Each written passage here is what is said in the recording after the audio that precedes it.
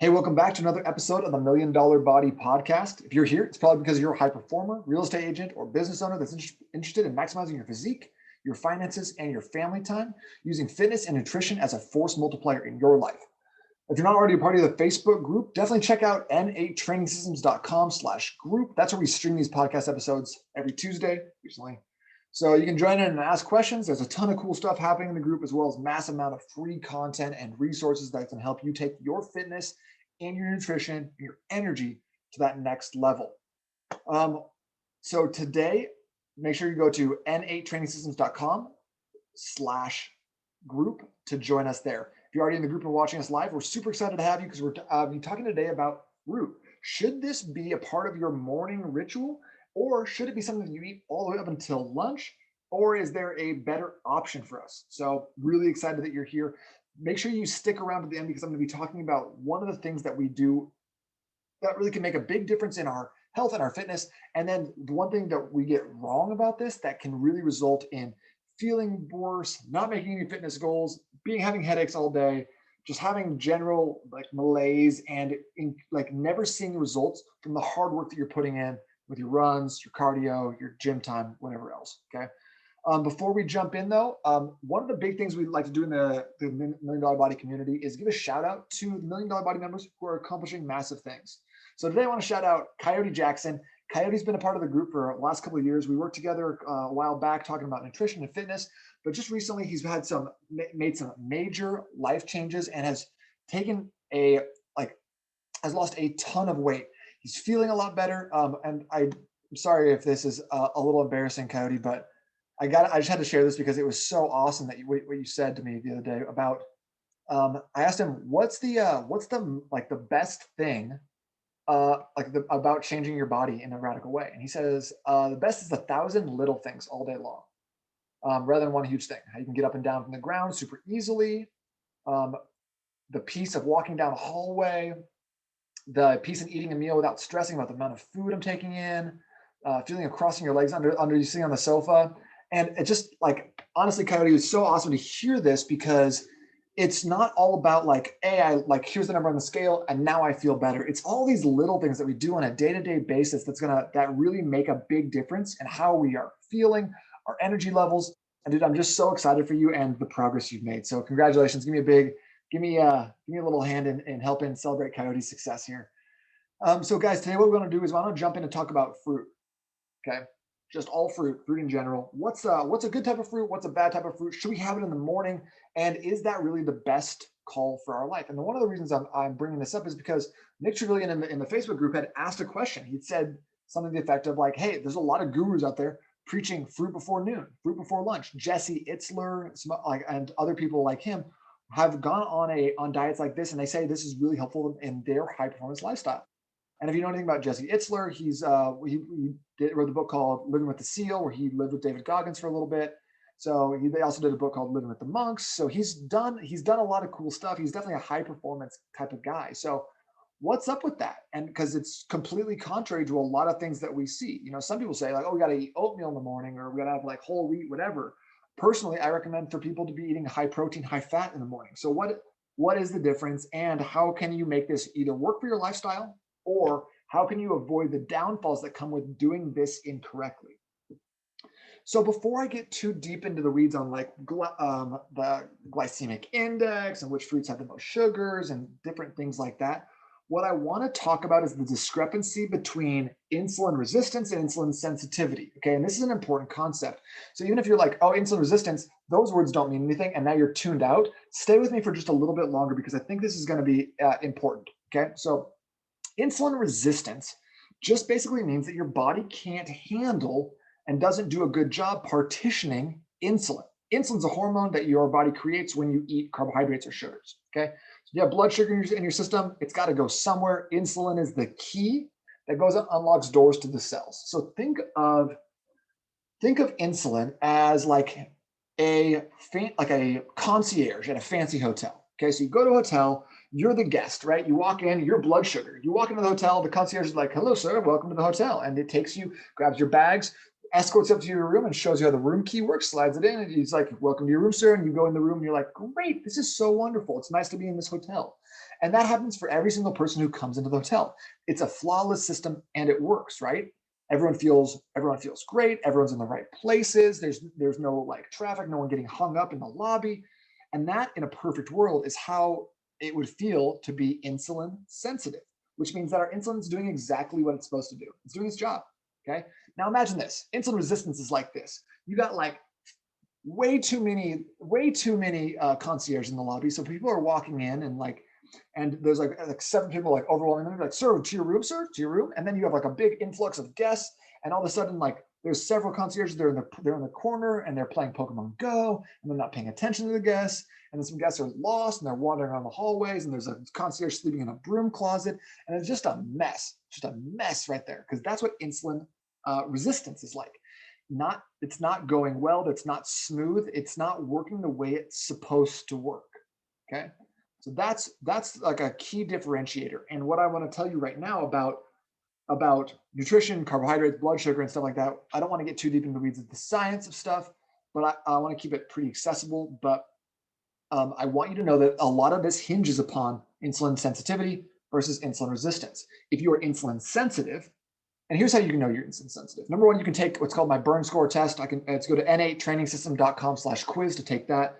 n8trainingsystems.com/quiz. And that's going to give you basically just kind of a different take on a waist to height ratio.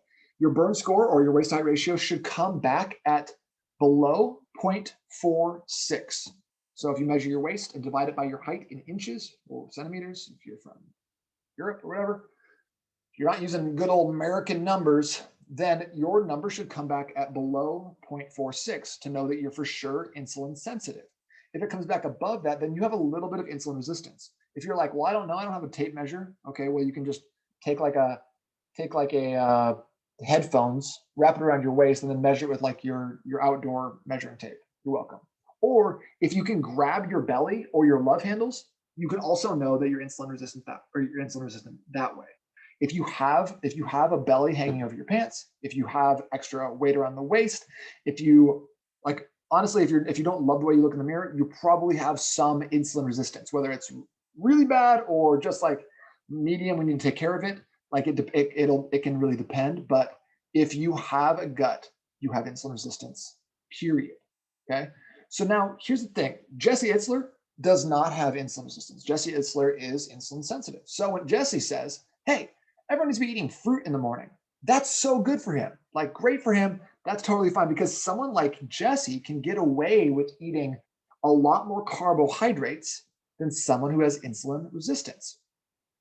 Because what's going to happen to him is he's going to like especially from now, if Jesse was eating Pop-Tarts in the morning, it's going to be a different story. But fruit is pretty natural. It has a high fiber content. It doesn't just like absolutely spike your blood sugar and bring it back down, especially if you are if you have a healthy balance in blood sugar to insulin. So it's not going to really just like skyrocket the way like Pop-Tarts and waffles would for him. So if he's having fruit, he's having a pear in the morning, he's having some berries, whatever else, he's going to pretty much feel good all day. His body's going to be able to handle that blood sugar spike and bring it back down and not like nice and level and not have any crazy spikes up and crazy drops. Now take someone else who maybe is 40 pounds overweight, has some insulin resistance, dealing with some health issues, pre-diabetic, high cholesterol, like a lot of those things are all comorbidities or they're maladies that exist at the same time. And so if you have any of those, chances are you're insulin resistant as well. So now someone like that, they're like, okay, you know what? Time to lose these last 40 pounds. I like to feel good again. I want to fit back into the pants I wore at my wedding. I want to get back to those 32s. Now he's like, okay, great. I'm going to stop having like my normal like McDonald's breakfast sandwiches on the way out the door. I'm going to have instead a banana. I'm just going to grab a banana. Okay? I'm just going to grab an apple. Have a piece of fruit. Now what's going to happen for him is the blood sugar is going to spike more excessively, and then it's not going to be able to be partitioned to the correct places by insulin because of the insulin resistance. Now I'm going to go through kind of a quick visual thing. So if you're watching this, you can check this out. If you're just listening to the podcast, you can check this out on YouTube, check it out in the Facebook group, or I will just do my best to describe exactly what's going on as I talk through this. So basically,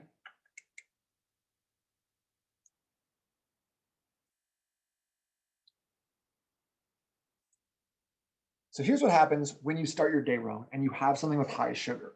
Okay. First and foremost, what's going to happen is you're going to eat that banana, the apple, the oatmeal, the Pop Tarts, whatever it is, and your blood sugar is going to shoot up. Okay. So let's say it goes to, let's just give it a numerical value. Okay. 100. Who cares? The next thing that's going to happen is your insulin is going to shoot up. And if you're insulin resistant, your insulin is going to go up to a little bit higher or like just a different value than the blood sugar. So it should be like, like if you're insulin sensitive, it'll go 100 blood sugar, 100 insulin. Great. They both kind of cancel each other out. If not, your blood sugar is going to go up to 100, your insulin is going to go up to 130. And then all of a sudden you have no blood sugar, but you have 30 insulin left. Okay. So what does that do now? Having insulin swimming around in your bloodstream without any place to go.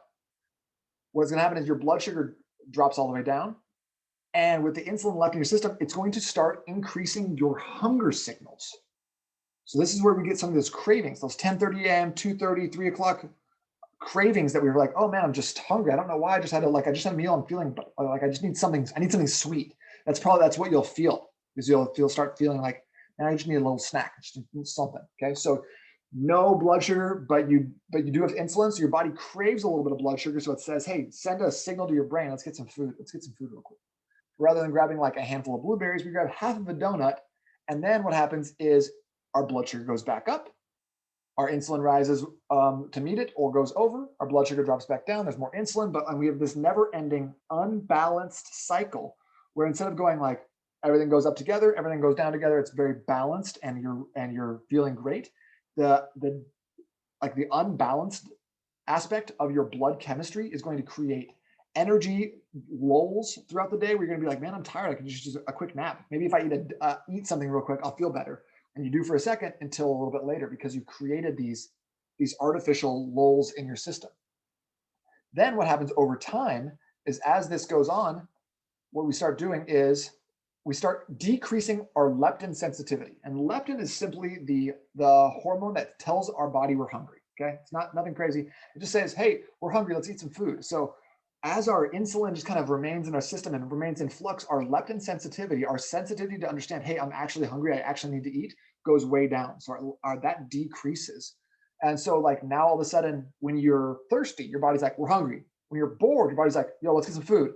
When you're, like just like getting a little sleepy, your body's like, yo, can we get a snack real quick? I saw some cheesecake in the fridge. And so you start feeling hungry all the time for no real reason because your body's not chemically balanced. What happens after that is it leads to more fat storage because you're constantly eating, you're constantly digesting, and you're constantly, your body's always looking for places to store that blood sugar. So easiest place to put it, fat storage. So fat storage goes up, and over time that leads to weight gain. Okay. So picture this, like you're a business person, you're on the way out the door, you're going to head to your business, you're going to do some work, right? Here's what happens during the day in terms of your blood sugar and your energy if you're eating the wrong thing. So like think of it like this. So like if you're like taking off on an airplane and you fly up to like 30,000 feet, and that's like the correct zone to be in, you're feeling really good here. And above 30,000 is turbulence and below 30,000 is turbulence. So here's what happens when you have like that Pop-Tart, that waffle, or if you're insulin resistant, having even a banana or an apple on the way out the door. So what happens is that airplane takes off and spikes, shoots way over that 30,000 feet. So like our bodies are like kind of like, whoa, it's a little too much blood sugar. So our insulin needs to bring that back down. So like 10:30 a.m. it's back down. You're having a little bit of a crash. You skip that you're now free to move about the cabin zone, and you are now back in turbulence. You're below. Okay. So your body's like, let's get some food real quick. So you're like, okay, let me have a donut. So you have that. Boom, spikes you back up, drops you back down by like 12:30. Okay, you're like, man, I'm hungry for lunch. I need to get a Subway sandwich. So you eat that Subway sandwich, shoots you back up. By about 2:30 p.m., you're like, man, I could use a snack right now. Maybe a Monster, pick me back up, something to get me going. A little Red Bull, shoots you back up, drops you back down. 6:30 p.m., you're starving. You have a big dinner, and then it drops you way back down. So 9:30 p.m., you're like, I could get a snack real quick. And that's kind of like everyone's day to day. That's generally how it goes. Versus having the right food in the morning, especially, and this is specifically if you're insulin resistant. This is what happens. So having the right food is going to bring you up nice and slow, give you a gentle curve, put you into that like safe flying atmosphere. So you're going to be right there. Your blood sugar is not going to spike. It's not going to dip. You're going to be right here. It's going to kind of coast until lunch. Increase it just a little bit, drop it right back down just a little bit. And then by dinner time, now we can intentionally spike that up and then drop it back down. So we're utilizing our blood sugar and our blood chemistry to sleep deeper through the night. So we're going to wake up with more energy and be able to repeat this process. So for someone who is insulin resistant, having fruit in the morning is not the best idea. It's probably one of the worst things you can do to start off your day in terms of having the energy you want to accomplish the things you need, as well as getting like having the energy to do your workouts, making sure that you're able to actually get those workouts in and feel really good. So if you are insulin resistant, if you take my test and you find out that you're above 0.46 in terms of waist to height ratio or that burn score, then having fruit in the morning does not serve you. It does not serve you. And instead, what you should be doing is adhering to the principles of the glycogen priming method, is what I talk about in the $1 Million Body Method. This is a shameless plug for my new book coming out on Thursday, January 28th.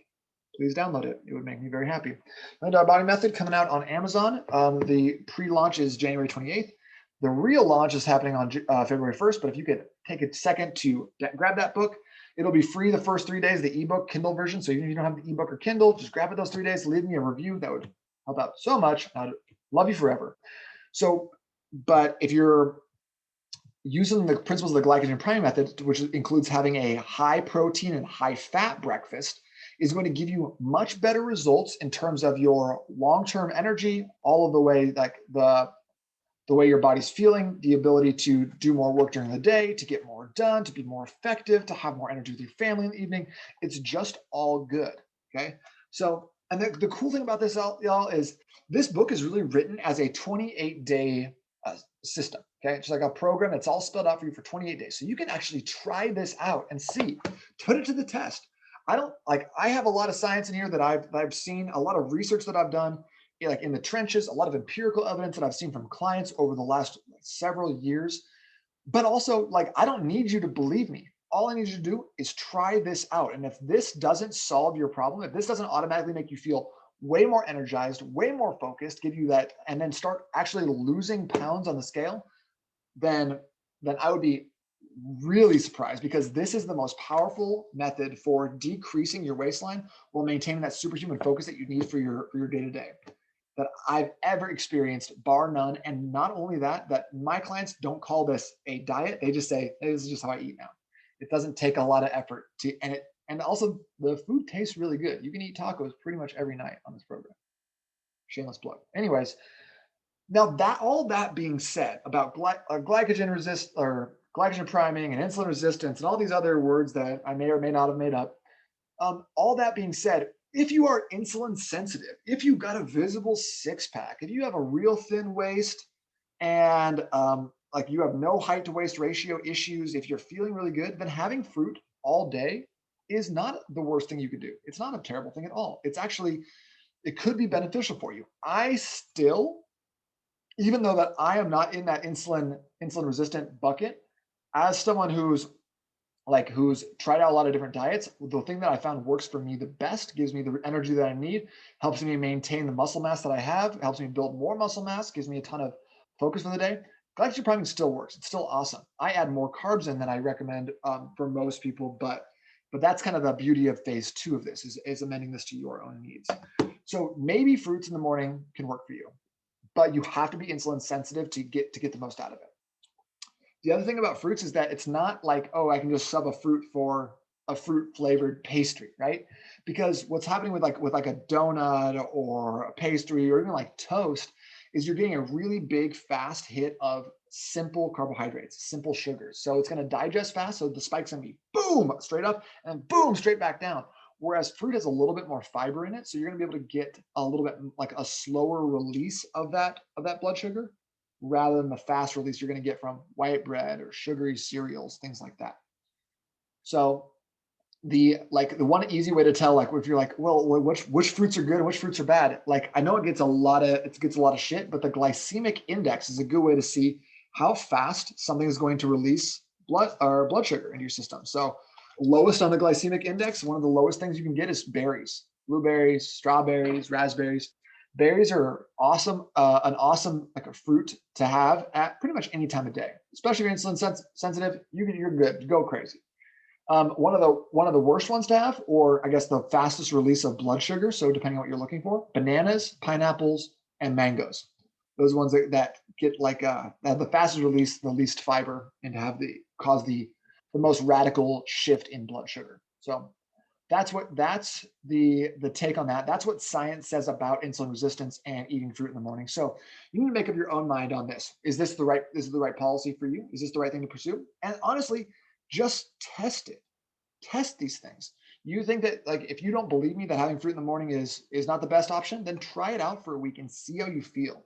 Don't worry about necessarily all about the results on the scale or what's going on with your what belt line, because it's easy to eat super restrictive for a week and then lose some weight and then gain it all back the week after because you go back to a normal diet. Worry about what your focus is like, what your energy is like, and how sustainable this is over the long term. Could you eat like this 90% of the time with no issues? If so, then you're definitely onto something. And for that reason, I will once again shamelessly plug my new book, The $1 Million Body Method, because I believe that you can eat like this 95% of the time, feel amazing all the time, and have no regrets when it comes to your food. So if you do have any questions on this issue, if you have any thoughts or anything else that you need some help with, drop a comment. Drop me an email at nate@n8trainingsystems.com. Drop a comment in the Facebook group. Let me know how I can help out, because I think that this is an important topic that is hard to understand, because we use words like insulin sensitivity and insulin resistance, because it's a little bit like people feel like it's outside of their like zone of comprehension. So they kind of tune it out. So I urge you to maybe go back, re-listen to this episode, because it's really important to understand this, not just in terms of weight loss, but also how do you have the focus and energy that you need for your daily life, for your like a board meeting at 7 a.m. and your family at 6 p.m. How do you have it all day?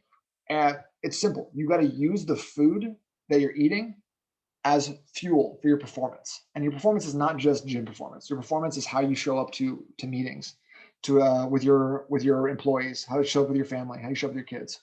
So make sure that you are focused on what's important here, which is your focus and your energy all day long, as well as how sustainable is this? Like I don't want to send you on a 10-day kale bender and only to regain it back after smelling a bagel one time. So if you have any other questions like that, drop me a line. I'd love to hear you. If you got some good information out of this episode, take a screenshot, tag me on social media. I love reading those, and I'll definitely repost them if I see them.